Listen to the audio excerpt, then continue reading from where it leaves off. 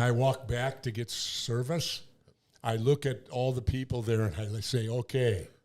I tell them, I saw Jimmy Hendrix back in 1970. I said, I'm a product of the 60s.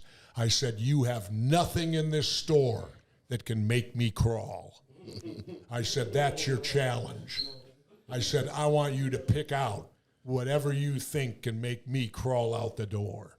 Because what's that old song? It's hard to leave when you can't find the door. Yep. Yeah. I think we've got one of those for the people out there. Okay. We'll have them crawling. No.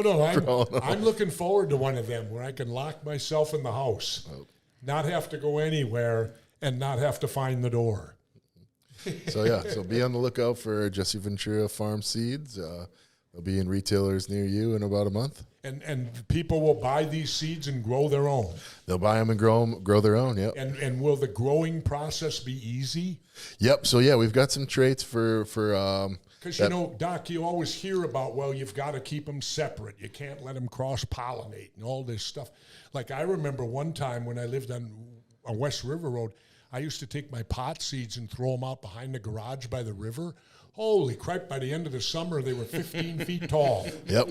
But what were they? They were all hemp because they did the cross-pollination. I didn't do nothing. So how do you prevent that if you buy the seeds?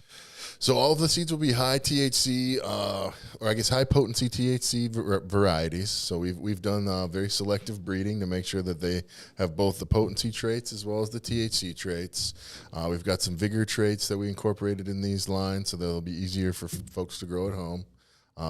We've got some post-harvest handling traits that we've been selecting for. So they should be easy to trim and easy to make hash out of, and they should get, One good story I can finish with.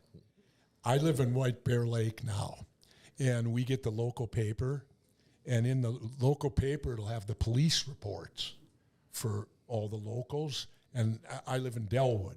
So, and I noticed a week ago, Delwood was listed to where the county sheriff had been called for whatever. You all are going to love this. There was a group of, I guess, construction workers or remodeling workers or some type of workers. They peered into the neighbor's house and they saw marijuana plants growing. And it was in there. They called the police. I guess they're going to be good citizens and report, this marijuana drug being grown in this house. In other words, they're rats who are ratting out someone on their private property. But the police report, here's the great thing about it. It said they called the police to report marijuana being grown in the next door neighbor's home. When the two police officers arrived, they told them. The two police officers responded, "That's legal. Don't call us again," and left.